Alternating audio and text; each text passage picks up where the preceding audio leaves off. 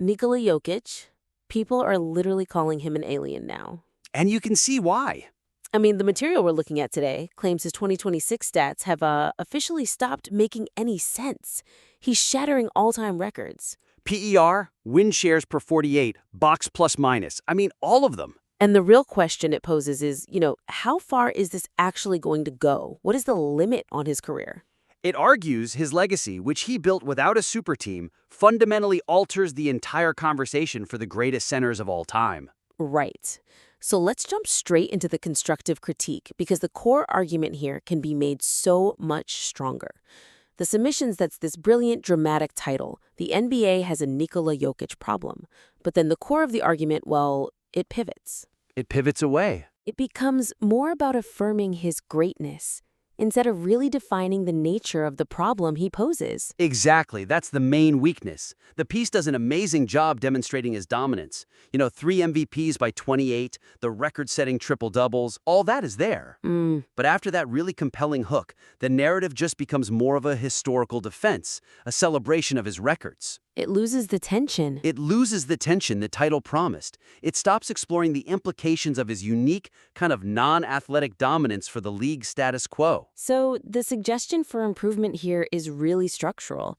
You've got to re-engineer the opening to define the problem explicitly and much earlier. Right up front. Yeah, give the audience a crystal clear thesis on why his achievements are so destabilizing to the way we've always talked about basketball. I agree that the problem needs definition.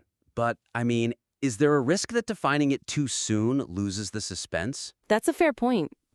Could the author have built the case for greatness first, let the audience think the problem is, a lack of titles, and then hit them with the real, deeper analytical crisis? It's a strong counter-argument, but I think with a title that good, you want the payoff immediately. The material should define the problem not as a lack of championships, which it gets to later anyway, but as the crisis of analysis itself. How does a player who lacks that explosive, above-the-rim athleticism, and who for some critics just defeats the eye test. Right. How does that guy become the most statistically dominant player in the post-merger era? That is the real problem he presents. Focusing on that crisis of analysis is a much more powerful hook. So for some concrete examples, you could frame the problem right away around the historical center debate. Exactly. Jokic forces this choice between, say, Shaq's pure physical dominance, the dunking, the aura, and his own complete versatility. The three-point shooting, the best passing big man ever, initiating the offense. All of it. By front-loading that argument, the entire piece gets a consistent, philosophical thread to follow.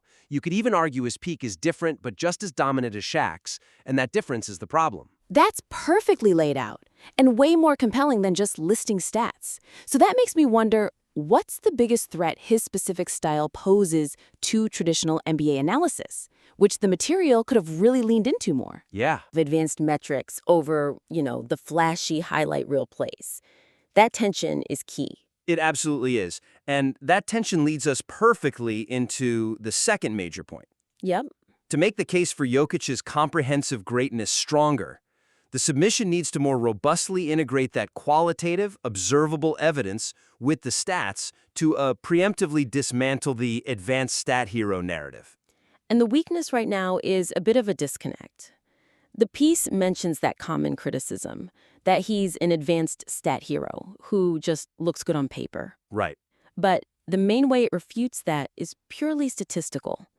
It leans really heavily on this one citation of his high defensive box score plus minus. A single metric? A single, pretty specialized metric to counter this widespread eye test criticism. It makes the counter-argument feel a little unearned. Yeah, we need to strengthen the connection between his unique playstyle and those resulting historical metrics. The goal has to be making the stats feel earned and observed, not just calculated somewhere. So the suggestion is to immediately pair those record-breaking numbers, like his PER or box score plus minus, with stuff you can actually see. Observable evidence of his versatility that just shatters the old center archetype. For a concrete example, when you're talking about his offensive metrics, tie it directly to his ability to run the entire offense. Dribbling the ball up the court like a point guard, making passes that we've seen other guys try to make and just fail. That's the difference. Right, or you use the context of his crazy dominance at the rim. He's shooting over 75% there since 2021. And you put that right next to his three-point shooting and his court vision. Yes. That linkage shows that the statistical dominance is the direct result of this holistic offensive skill set that no big man has ever really had before. And this is where you bring in one of the most powerful details from the original material. The fact that he has never played with another all-star. It's mentioned later, but it should be earlier. It should be right here. Integrating it here solidifies the argument that his dominance is pure individual performance, not some metric inflation from playing with other stars. That's your best weapon against the advanced stat hero label. That emphasis is critical. Okay, moving to our third area of focus, let's talk about structural flow and pacing. This is so important for a high-stakes sports narrative.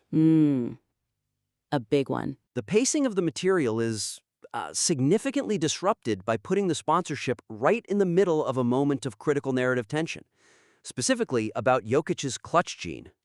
The weakness here is all about placement.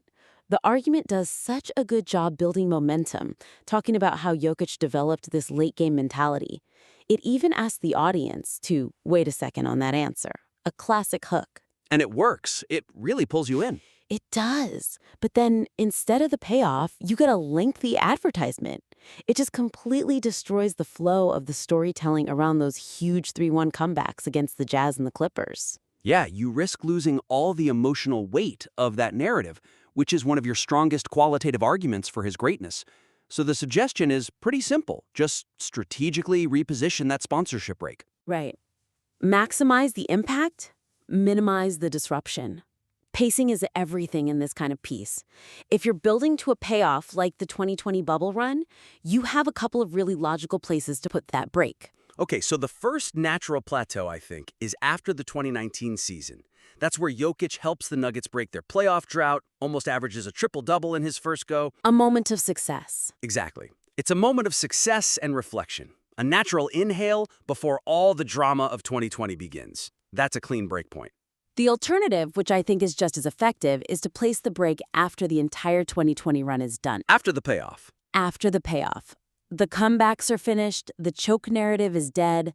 You place the ad right before you transition into the historical significance of the 2023 championship. Either way works. Right. Building on that, is there a risk that breaking the flow like that makes the listener just forget the weight of that earlier question about his clutch gene? Totally. The suspense is just wasted. It is. So before we summarize, we want to encourage everyone listening. Let us know which historical comparison in this piece, Shaq, Kareem, or Jordan, you feel best defines Jokic's problem. Tell us in the comments. To recap, we focused on 3 major opportunities to make this material even more robust. First, making sure that thrilling Nikola Jokic problem hook is consistently defined as a crisis of analysis and explored right away. Second, creating a much tighter, more observable link between his unique qualitative play, his skills, his ability to run the offense, and his record-breaking advanced stats. And finally, we talked about optimizing the structural flow to preserve the momentum of those high-stakes playoff narratives, specifically by moving that sponsorship break.